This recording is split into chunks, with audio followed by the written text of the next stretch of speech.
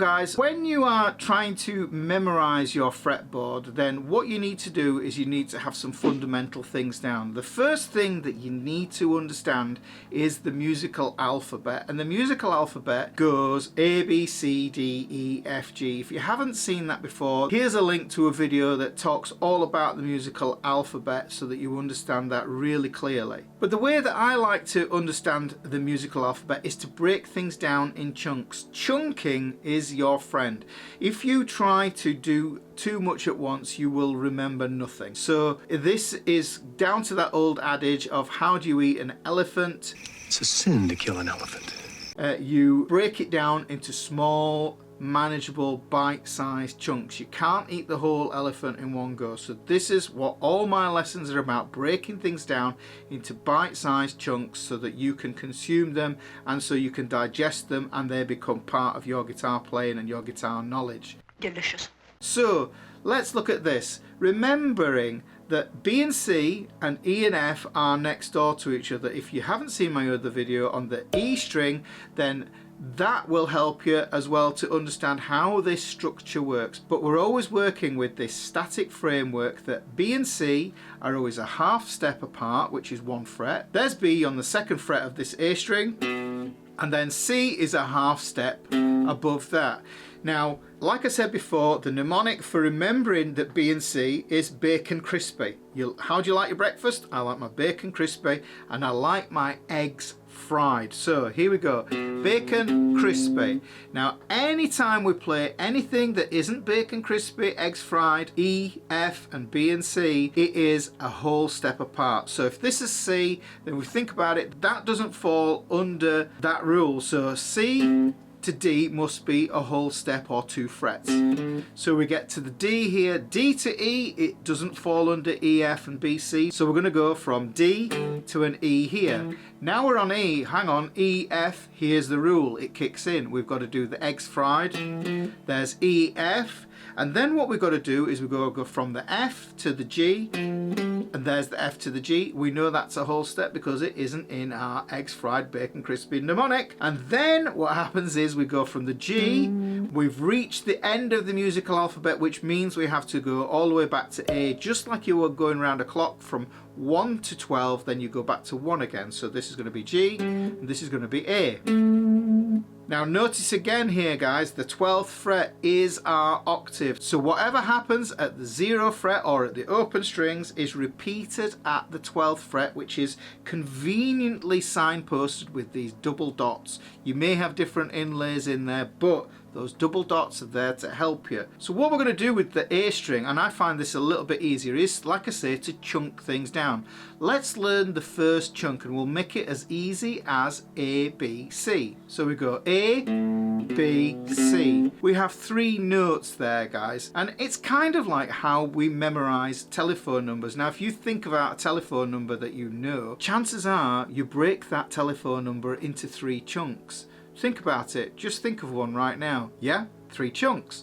Okay, so we're going to do the A string in exactly the same manner. We're going to break this down into 3 chunks. So we get A, B, C. Now you'll notice that what happened there is we went up a step and a half step. Now what I'm going to do is I'm going to find my D, because I know I went A, B, C, and by going up that whole step I get to the D again. Now here's what I'm going to do, is I'm going to play that whole step, half step as my next chunk. I'm going to learn that on its own, and actually what can be really good is just sitting there and plucking away at the notes and saying the name of the note as you play it. Say it as you play it. We repeat it to defeat it. So here, D, E, F, because look, we can find that eggs fried is here. D, E, F, just use one finger, slide it up and down. D, E, F, E, F, E, D, E, F.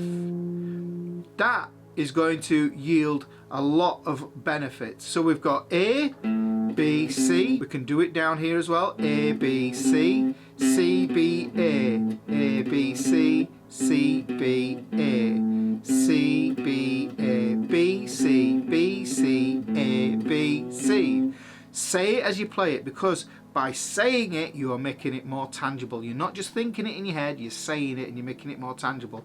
And don't forget to make it more tangible. In the description of this video, there's a PDF down there with the A string all plotted out, but it's also got an empty diagram for you to write in pencil, write it out, because the way that we make things more tangible is by making them more real in the world. If you think of something, you might forget about it. If you say it, you might remember it, and somebody else might hear it and then tell you what it was that you said. But if you write it down, it's fixed, it's concrete, it's more concrete, and you can refer to it just to remind yourself what the hell it was that you wrote down before. So A, B, C, B, A. Let's move on to the second chunk again. We got D, E, F, D, E, F. I'm using different fingers here, guys. You could just use one finger. D, E, F, E, D.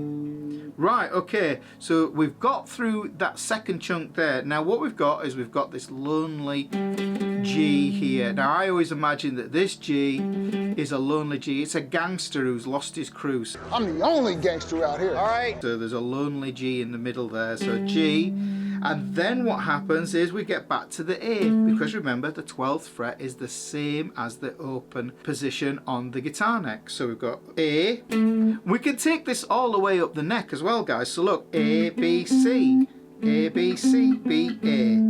That's the first chunk. Let's move up. There's the C there, and we move up a whole step to get into the second chunk. We go D, E, F, D, E, F, and then if we go up a whole step, we get to that lonely G again up here. And that means we've only used 3 chunks to memorize the whole of the A string. Now if you know your A string, then that's wonderful, because it means that you can use this as a root note for A-shaped power chords, for A-shaped minor chords, major chords, any chord you can think of, and also for learning scale patterns.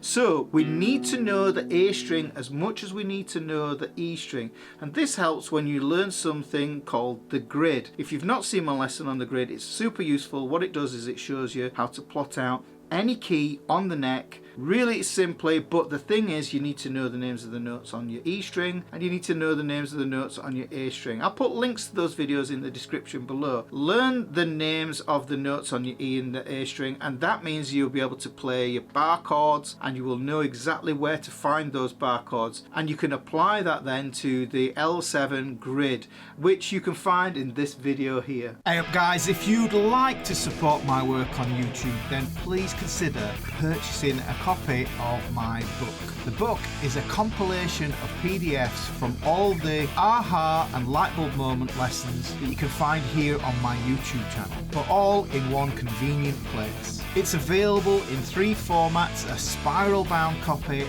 paperback, but if you prefer an ebook for instant download, then you can grab that by clicking the link in this video or going to rickysguitar.com/store to grab your copy.